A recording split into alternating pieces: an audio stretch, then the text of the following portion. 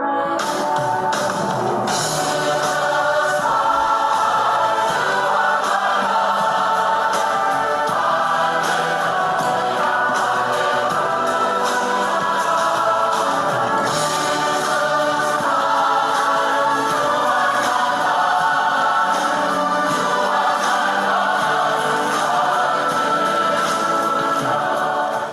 it never gets old with Father Matteo Fresina. Never gets old. Jesus Christ, you are my life. Welcome back to WYD Rocks, collaboration between worldut.com and WYDcentral.org. I am Dario, joined by my good friend Deacon Pedro. Hello. Another journey, another day to go. Another day closer to Lisbon. Yes, and again, we're less than a month away. It's exciting. I hope by now you already have everything, your lodging squared away, your ticket squared away, your registration squared away. If someone hasn't already done that for you, hopefully by now they have. And if you're like thinking, I want to go to World Youth Day now, what do I do? That's a good question.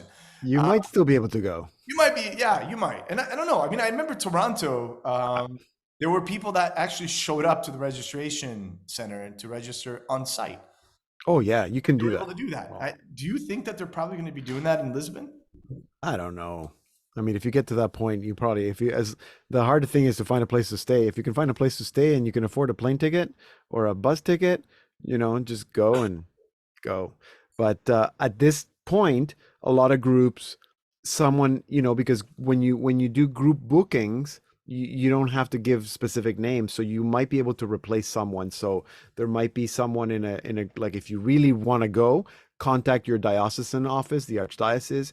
Maybe they can hook you up with a group that is looking to replace someone because someone got sick or someone is not able to go for whatever reason, and you can take their place. So that's usually more I think that's more common than just kind of showing up.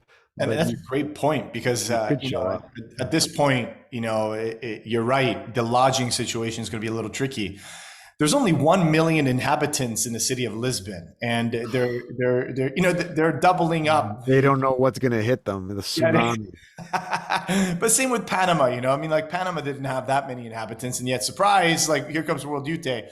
And yeah, but still, I mean, Panama. It wasn't as big. Panama had under 100,000 registered pilgrims. I think it was 75,000 registered pilgrims. Lisbon will have 300,000 registered pilgrims, or 350, if not 400, just because it's Europe, right? So all the Europeans are going. So it's a lot easier to get to Lisbon.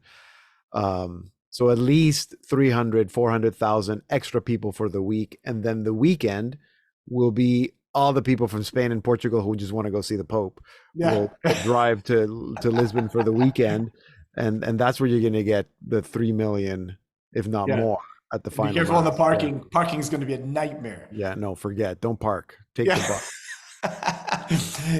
Like we were showing on the map, in our episode, it's not that far from the main events, from the heart of the city.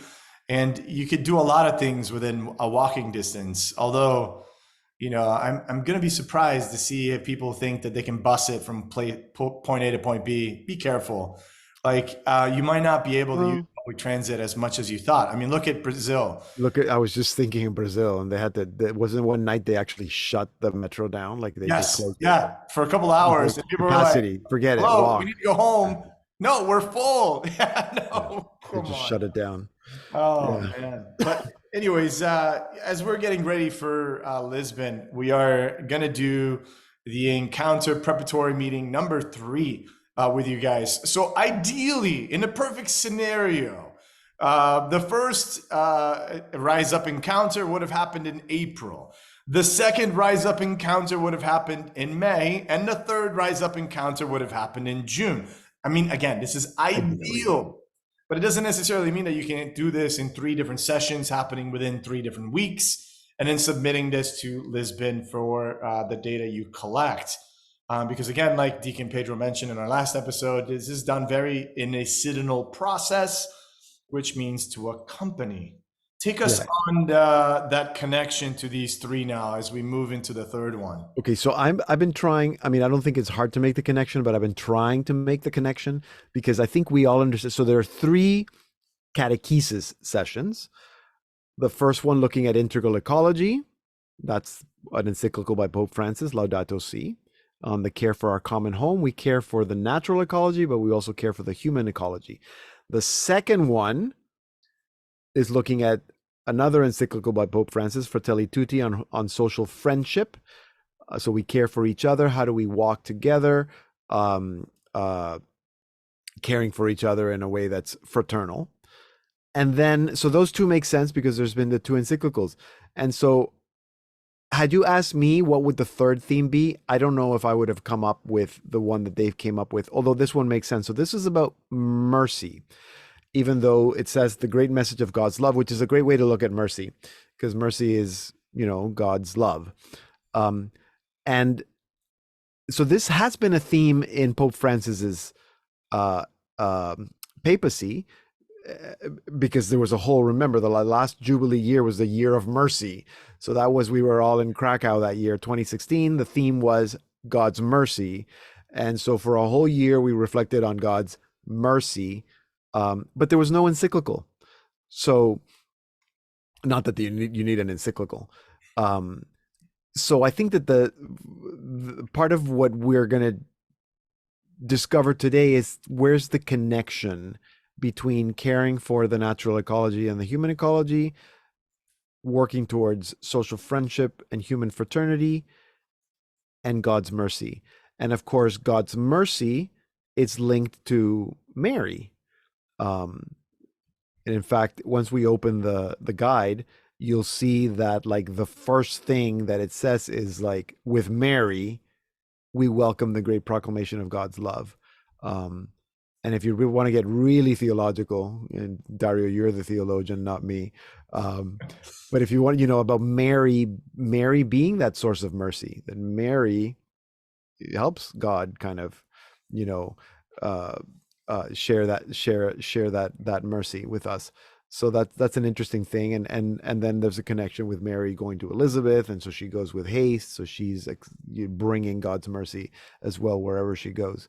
I mean, So I she think was that, the first evangelizer. I mean, if you're yeah, gonna she if you're gonna was. if you're gonna talk about the whole evangelium, I'm going out to proclaim the good news. I mean, look at what Pope Francis describes in Christus Vivit in paragraph number 111 to 133, right? He says, looking at the figure of Mary, we see that she only gets up and hurries off after saying yes. That is, after having heard and accepted the great proclamation of the love of God Right. is Exactly. revealed, and then she goes out and serves, right? And then she goes out and interacts. And then how does she serve? She spends time walking with her cousin Elizabeth, being Exactly. present with Elizabeth. It's nothing that is like super like theological of it, but I mean we can go deeper into it. But let's No, just no, you're right. It's pretty basic. yeah. And I like that even though we're talking about God's mercy, that the word that is being used is love, the proclamation of love. That the Mary says yes. What is she saying? Yes to God's love, and then she goes to proclaim that love, and that's what we are all called to do. Um, and since we're looking at papal documents, the quote that you just read, I mean, it's not a literal quote, but it's a reference to the exhortation Christus Vivit, which is the exhortation that the Pope presented us after the Synod on young people and vocations. So there's lots of connections here with church documents. So just as the other meetings, this one also begins with, you have some materials, you have the backpack, there's some signs that are going the backpack. In this case, I think that there's an icon of Mary, Our Lady, Salus Populi Romani. yes, that, which is the official icon, the Marian icon that is used for World Youth Day. But then there's also the sandals, the canteen, and the rope and the cross. So we're going to find out how to use those very shortly.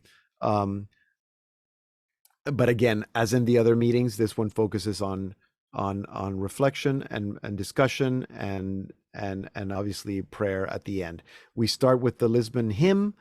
So by now, your participants should have heard it a few times.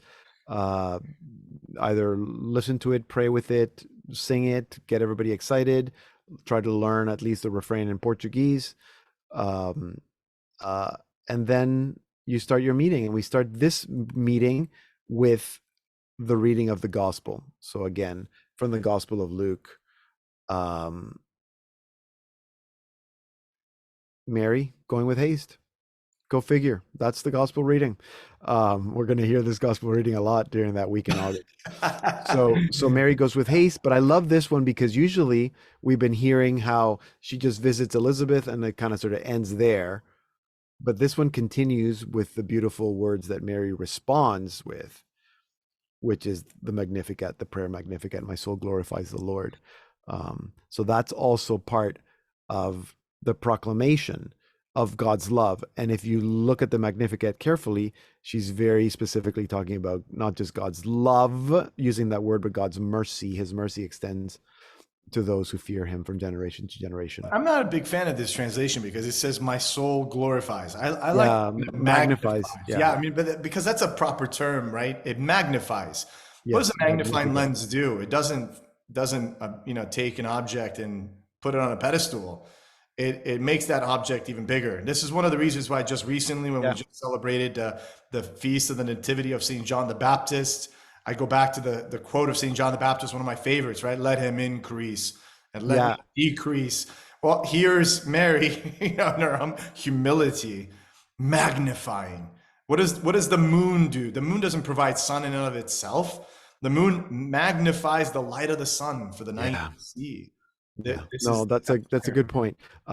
So whichever translation works best for you, yeah. use that one. But remember, there's a reason why Magnificat is Magnificat and not, I think that the version that's in the breviary is my soul proclaims the greatness of the Lord, which is also Yes. not the same.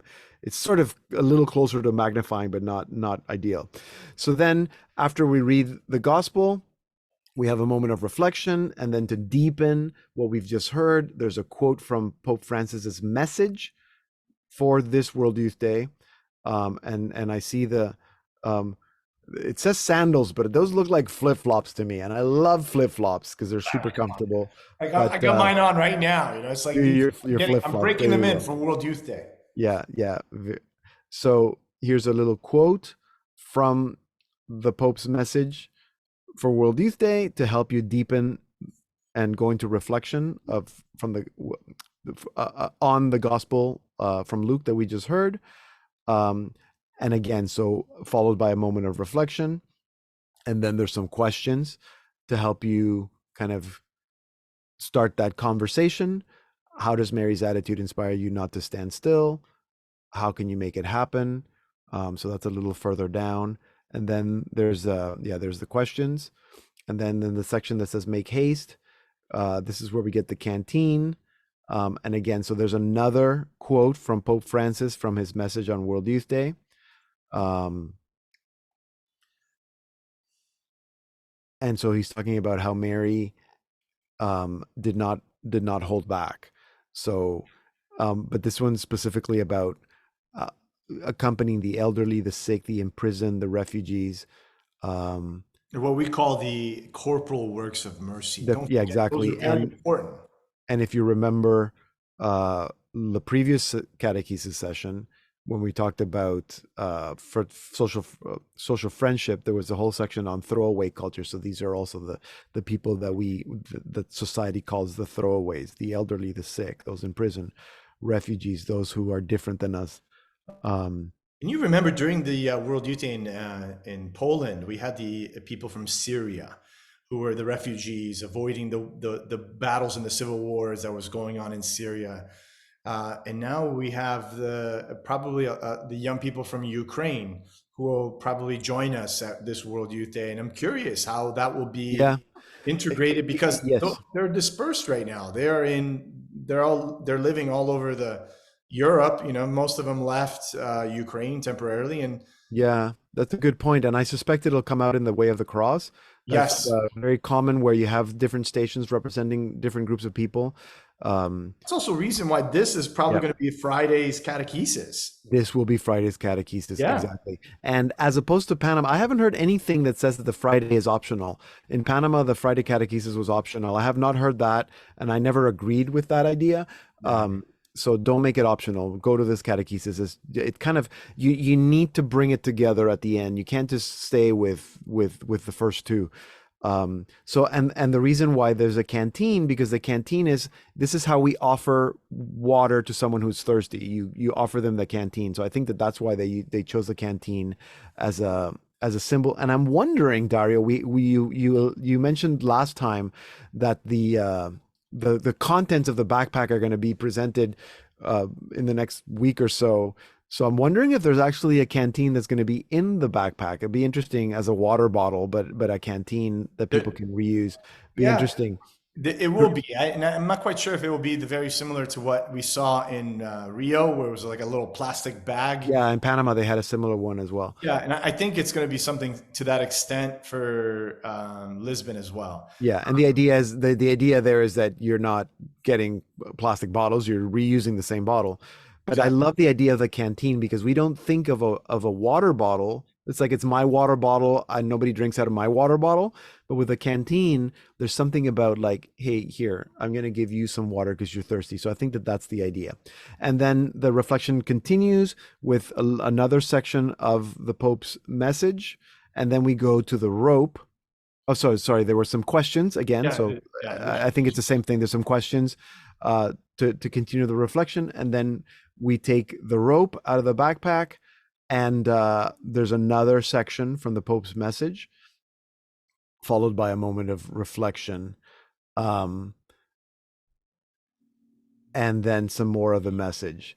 So, and I'm trying to figure out why there's a rope because I haven't figured that one out yet. Well, Um, I think of two things. Well, one, when we hear about when Mary arrives at Elizabeth's home, how did she arrive in mm, Elizabeth's home?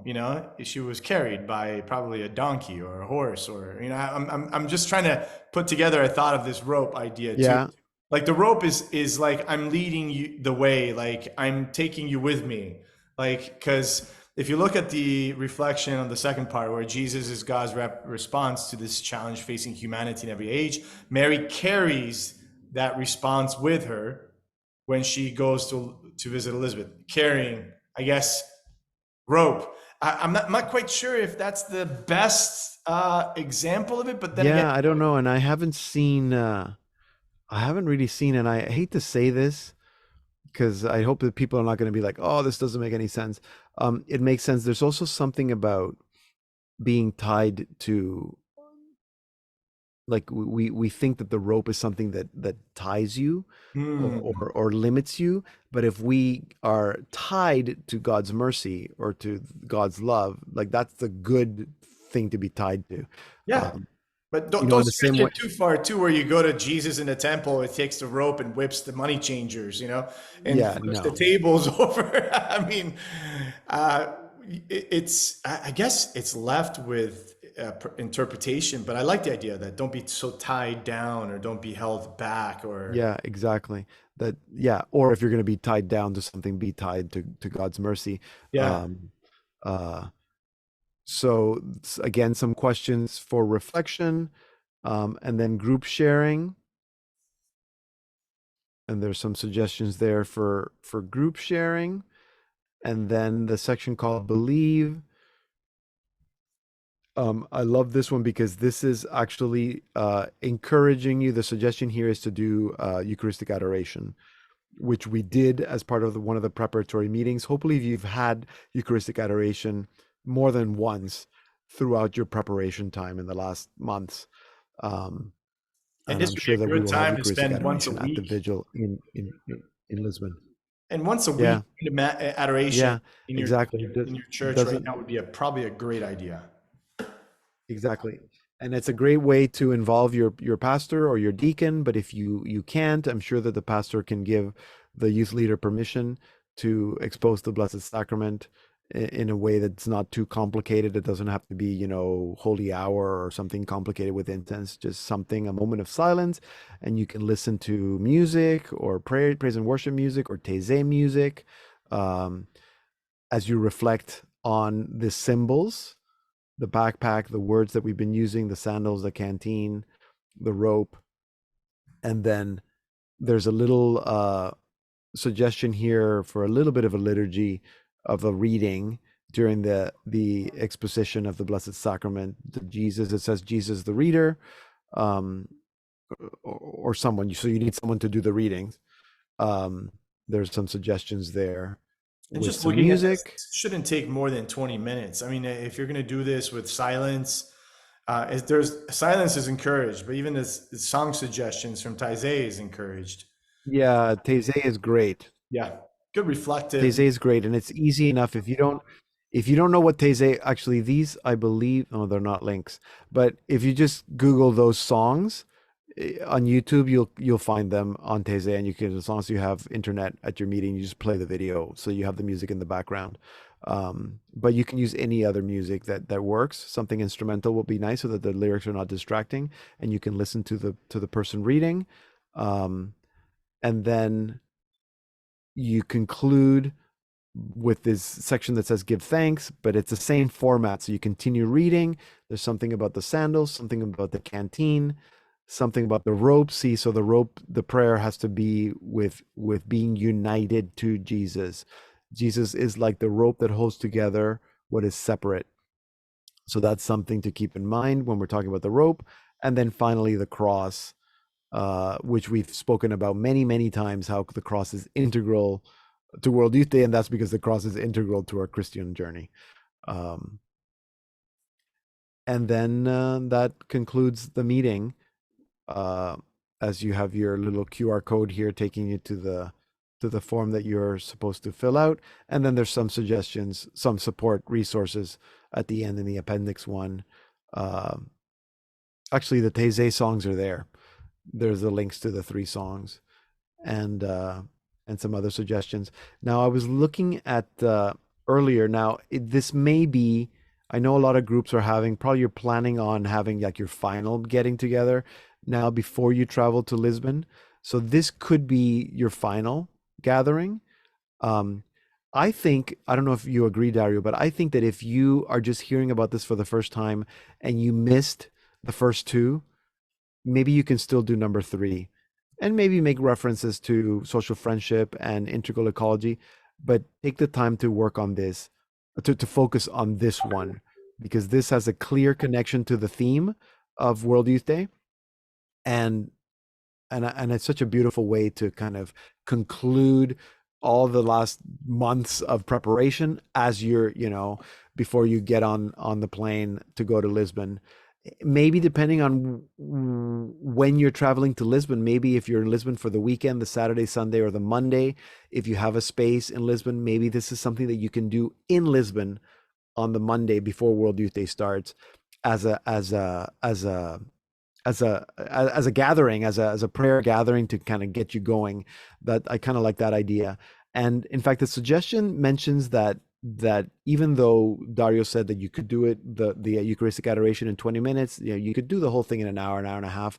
But if you can extend it throughout the whole morning or one afternoon or even a whole day as a retreat. I mean, that seems a little kind of too much, but to give the participants a lot of time for reflection and quiet time and meditation. And so you read something and give them time to walk around and reflect. Um, And remember, um, you see this catechesis being done on Friday at World Youth Day. It will lead to the Via Crucis, the cross. It will e- come back again exactly. that night.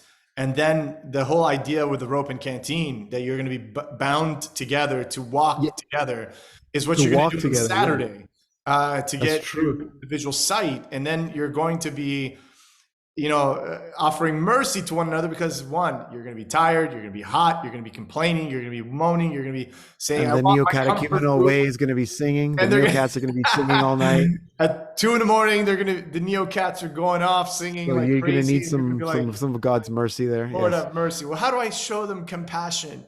Remember, Yeah. compassion to suffer with. Yeah, exactly. And that's actually a very good image, because maybe you can, while you're doing this final session, you can kind of replicate that journey. Maybe because there are sort of three moments during that during the meeting, maybe you have it in three different places, and all the participants kind of do a symbolic walk with their backpacks from one location to the next. So there are different ways that you could organize the meeting to kind of replicate that World Youth Day journey um, before you actually get on the plane. And I even had a suggestion with regards to that, because I saw a couple dioceses do this where they had a kind of like a send-off mass with the Yeah, bishop, it's a very good where they idea. gathered together at the cathedral and they had a Very mass good with the idea. bishop. And then after which the participants went on a walk, kind of like a little Camino walk between the like 5 or 6 different parishes. In each of those parishes, there had stations where there was water. There was like a 5K or a 10K. I don't know what it was, to get them like What a great excited about the idea. fact that you are going to be walking, you are going to be on a journey, and we're all cheering you on. What a great idea. And I love, so if there's any bishops listening, that's something that it's not too late to plan. No. And it brings all the groups from all your dioceses, for the whole diocese together. And maybe, I mean, in an ideal world, maybe wouldn't it be great if 3, 4, 5, 6, 8, 10, 30 different groups World Youth that are going to World Youth from the same diocese would get together and do this event or this activity together, so that you're not just the 10 people from your parish doing this whole World Youth Day thing isolated. The whole point is that we walk together. And I would even add one more thing to this. Like, what if you're not going to World Youth Day? What if you are? Yeah. What if your parish or your diocese isn't sending anyone? You know Yeah, what? good point. Then do this Yeah, as a good point. parish. And I'll tell you, like, worldyouthday.com will live stream these Yeah, events. beautiful. Yeah. You'll be able to get them from our website on the day of, like, and luckily we're going to be live. It would be live from Portugal time, but then maybe you can do that same session with your youth group. Yeah, great idea. And that could be one thing. And then on that Sunday, that mass would be in the communal mass in your parish, because you could Great say in idea. solidarity, we joined with the young people. We weren't able to go, but we joined locally, praying for those young people that were there in Lisbon, or maybe in the diocesan level. Maybe, and this it's not too late too, as No. Deacon Peter mentioned. Like, if a bishop's listening in or a diocesan leader's listening in, and they're like, "Oh man, I really dropped the ball this time. We could have sent a delegation. Well, we didn't. Well, you know what? Then do a local World Youth Day Yeah. that connects to Lisbon, using the same themes, the same suggestions we offered, and just connect to the live stream. And if you don't connect to the live stream, because again, at worldyouth.com, we're going to have all of the live stream of the catechetical sessions, and we're going to take the web stream from Vatican TV, so that you can see the opening mass, the papal welcoming, the Via Crucis, the vigil, and the Sunday mass. We'll also post up there the homilies after they're delivered, because we're under embargo, so that you guys can see what was said, and you can read what was said an hour after it was delivered, which is normal to procedures that we normally do as journalists, that we don't just release things before they're done, but we release things as it's after. happening, so that way you guys can get connected to it. But stuff is there for you. Like, there are tons of resources out there for you. Yeah. There's really no reason. And if your bishop for some reason is not able to do it, you might still be able to do something in your parish. Again, if pastors are listening, I think that that's a great way. If you send a group, it's a great way to have your parish on that Sunday, August 6th, in solidarity to support those young people, to do something in your parish. If you're a bishop and you think you can do something in your cathedral, that's awesome. Then that really shows that we are together as a universal church. I suspect that every parish in Lisbon they shouldn't be closed No. on that Sunday. But they probably will have limited mass, assuming that everybody's going to go to that papal mass on the Sunday. Well, Hopefully, hopefully it's not going what to be like happened, Madrid, like where Madrid, yeah, they had to keep the churches open because that was the only way people could because receive. that's the only people who could get communion. Yeah, Yeah, because unfortunately, for those of you guys who don't know what happened in Madrid, from our friend Jeff Shinstock, the diocesan director over in Lincoln, Nebraska, who came on our show to share with us his experience of Madrid, there was a huge windstorm that happened on the vigil site. And so they had, and tents were flying over. They were worried that the tabernacles would be unsheltered and unprotected. So they decided to remove the Blessed Sacrament from those tabernacles and quickly repose the Blessed Sacrament at a reasonable place, meaning that there would not be priests celebrating and consecrating, those extra hosts that would be used for distribution, which became a nightmare because people were like, wait a minute, we didn't receive communion. It's okay. yeah, But it was like, it was 2 million people there to try to get communion to them after a huge wind gust that pretty much threw a couple tents over. yeah, It was like, go yeah, back to those parishes and receive communion. So it was funny because there were priests outside of the church that had signs that said, we'll be distributing communion between this time. So I think the latest you could have received in Madrid was like 11 p.m. yeah. It It was was, yeah. intense. It was Yeah, in intense. parish, because a lot of the pastors had canceled mass because everybody was going to the vigil, and then a lot of people, sorry, everybody going to the papal mass, and a lot of people even, I mean, there's the people that were there that didn't get communion, but there's people who didn't never got in, Yeah, that's true. and That's then true. they were This like, is "Where do I go to close. mass?" And the priests were like, "Well, the priest is not here; he's at the papal mass." Yeah. Um, so yeah, But just be prepared for that because, of course, like at the papal mass, and we're going to talk about that yeah, we will. next shows. At the papal mass, what's going to happen is the whole Archdiocese of Lisbon is going to be joining Yeah, along with everyone who's registered as pilgrims for World Youth Day for the week and just for the weekend. And that's one of the reasons why, like, what you'll see is how the zones are broken off is those in the front are those who are registered, those who are participating for the whole week.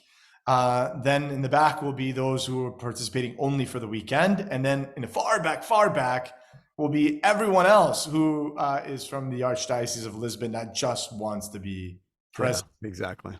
It's not every day that you have the successor of St. Peter that's going to join, that's going to celebrate Mass for you guys in your diocese. So, and when that happens, of course, every priest wants to be there. Yeah, Every of course. It's their spiritual father. Yeah. So that concludes like our look at the Rise Up Encounters. And number 3, this will be the catechetical session that will be offered to those who will attend World Youth Day on Friday, August 5th. But we're giving you a little insight of it because, of course, we're asking you to prepare for it in advance.